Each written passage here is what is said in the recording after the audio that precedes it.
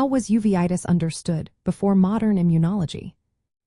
Imagine trying to solve a mystery with only clues from what you see and feel.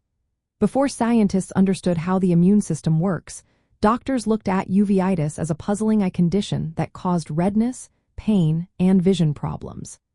Ancient civilizations like Egypt, Greece, and China described eye inflammation in their medical texts, often linking it to environmental factors or divine punishment. They believed that external forces or spiritual imbalances caused the inflammation, so treatments focused on herbal remedies, rituals, and cleansing practices. For example, Egyptian doctors used herbal poultices and performed rituals to restore harmony, but they had no idea about immune cells or how the body fought infections. In ancient Egypt, texts like the Edwin Smith Papyrus, written around 1700 BCE, described diseases with symptoms similar to uveitis, such as pupil constriction and dilation. The Egyptian healers, including royal specialists, combined practical remedies with spiritual rituals, aiming to relieving symptoms and restore balance. They lacked understanding of the body's internal defenses and believed that the eye's health depended on external influences.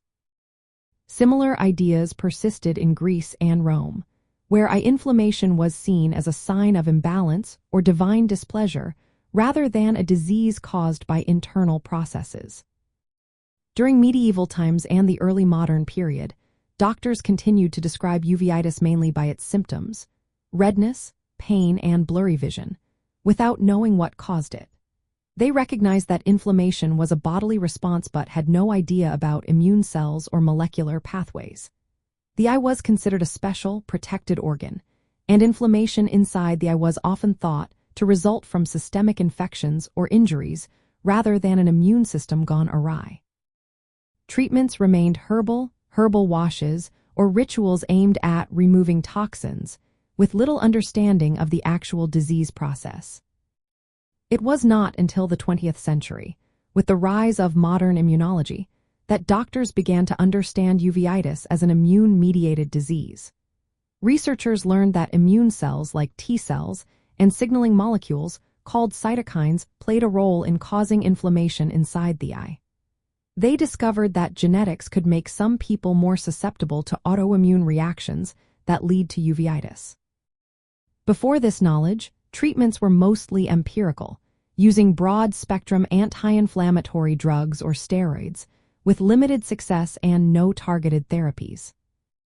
In summary, before modern immunology, uveitis was seen as an inflammatory condition caused by external factors, infections, or imbalances.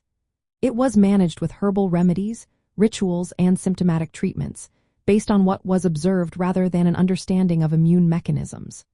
This historical view highlights how far we've come. Today, we recognize uveitis as a complex immune process that requires precise diagnosis and targeted treatment. If you suspect uveitis or have eye inflammation, it is always best to consult an eye care professional for proper evaluation and care.